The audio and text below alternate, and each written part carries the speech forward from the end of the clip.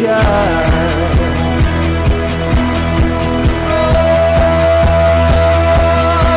Kita adalah sayap-sayap sang Garuda di atas samudra, di langit kan tulis. احتفلت سفارة اندونيسيا بالقاهرة بالعيد الوطني وذكرى الاستقلال 73، وأقيم الاحتفال في مقر السفارة. استقبل السفير حلمي فوزي سفير اندونيسيا بالقاهرة وزير التموين والتجارة الداخلية علي مصلحي، ووكيل مجلس النواب محمود الشريف، والسفير خالد ثروت مساعد وزير الخارجية للشؤون الآسيوية. وحضر الاحتفال عدد كبير من السفراء ورؤساء البعثات الدبلوماسية.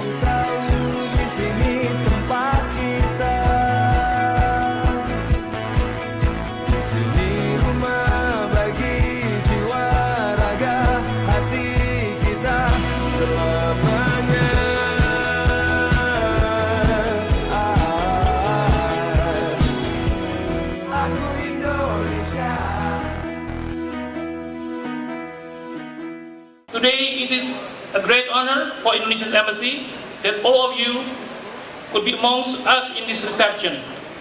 Your presence is a testimony to the strong bilateral relations shared between Egypt and Indonesia. Distinguished guests, ladies and gentlemen, we celebrate the 73rd anniversary of Indonesian independence today in the midst of our national tragedy. Once again, we stand united in the face of a natural disaster. An earthquake and tsunami struck Central Sulawesi province last Friday. Hundreds of lives have been lost. Yet in Indonesia, we remain strong as we face this tragedy. On behalf of the Indonesian people, I would like to thank all countries, particularly the people and government of the Arab Republic of Egypt, for your thoughts, prayers and support in this time of grief. Distinguished guests, ladies and gentlemen, in the span of 73 years, Indonesia has always been committed to enhancing the prosperity of 265 million of its people and to put continuous efforts in contributing positively towards global peace and stability, as stipulated by Indonesia's constitution. In terms of contributing to the maintenance of international peace and security, Indonesia has been elected as a non-permanent member of the United Nations Security Council for the period of 2019 and 2020. Therefore, I would like to use this opportunity to extend our gratitude to the Arab Republic of Egypt for supporting Indonesia's candidature.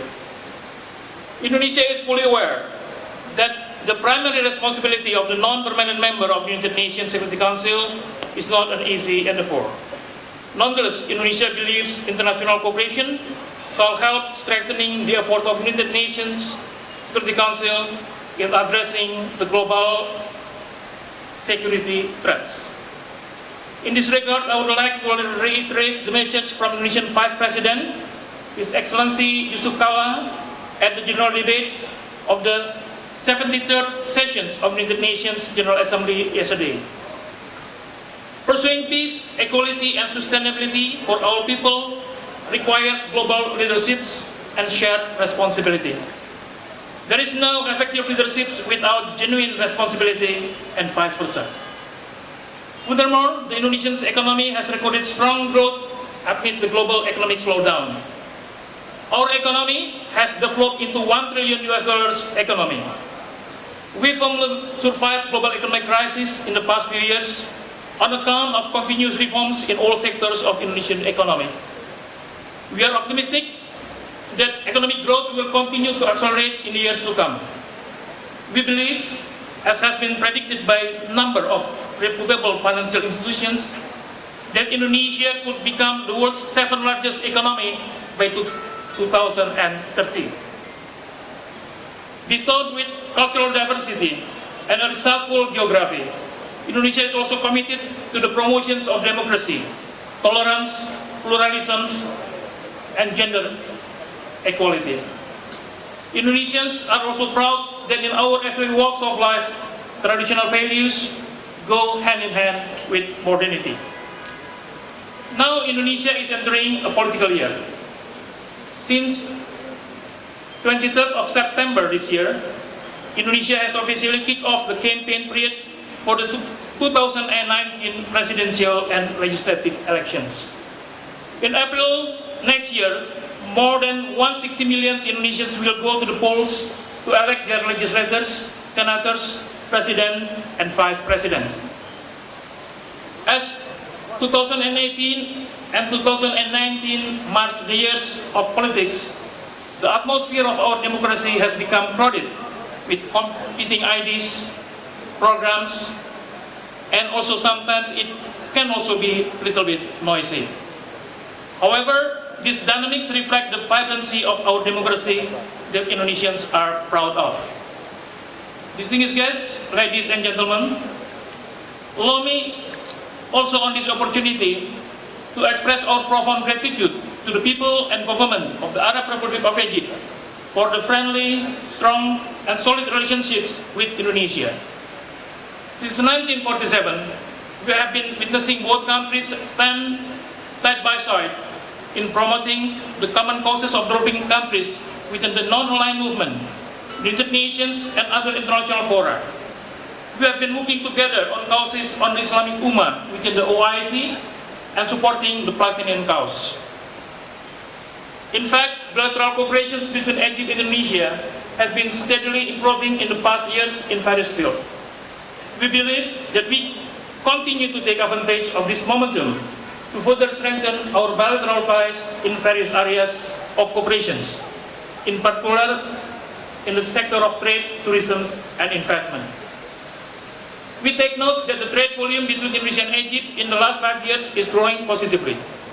In 2017, it has reached more than 1.5 billion US dollars. As also for tourism sector, there is positive growth in Egyptian tourists to Indonesia and Indonesian tourists to Egypt. Excellencies, distinguished guests, ladies and gentlemen, I would like also to use this opportunity to convey my gratitude to the Egyptian people and government for warm welcome and great hosting of approximately 5,000 Indonesian students.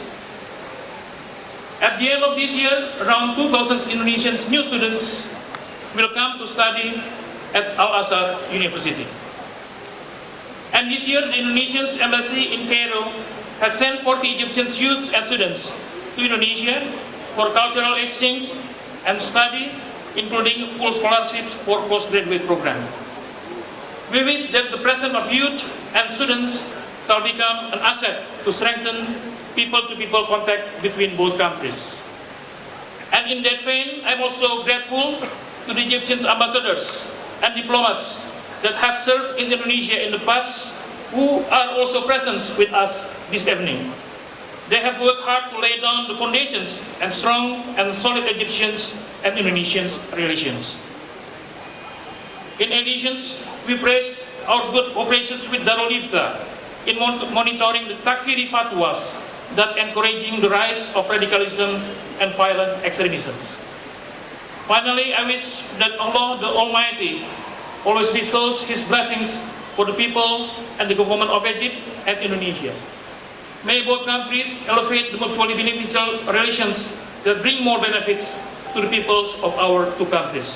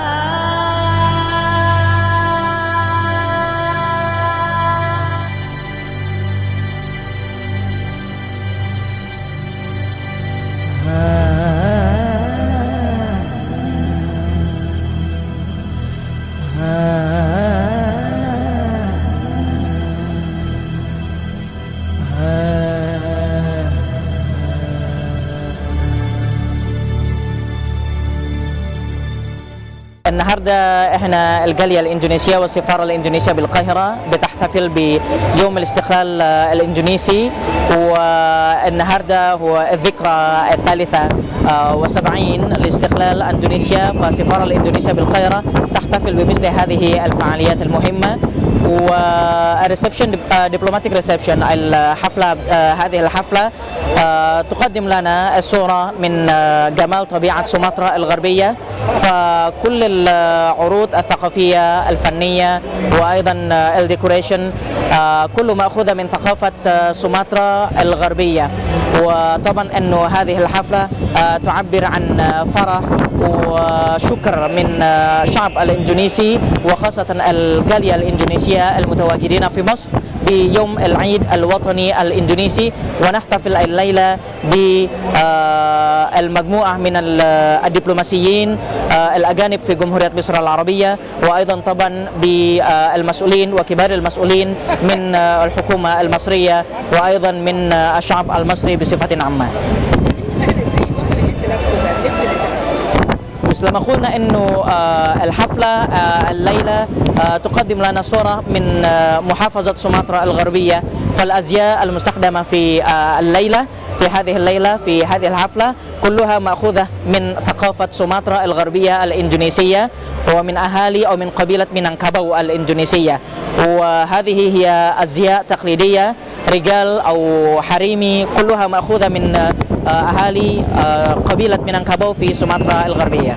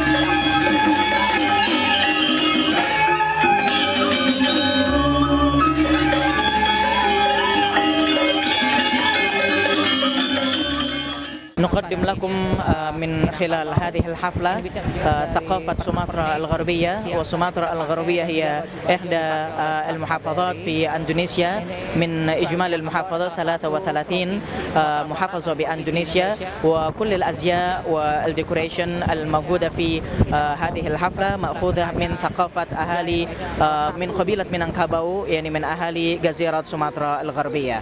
طبعا إن احتفالية بالعيد استقلال الاندونيسي في اندونيسيا تنقد بشكل رائع، وكل الشعوب الاندونيسية بيحتفل بعقد المباريات ومراسم الحفلة ورفع العلم وكل الحفلات التقليدية في كل البيوت الإندونيسية بيحتفل بعيد الاستقلال الإندونيسي.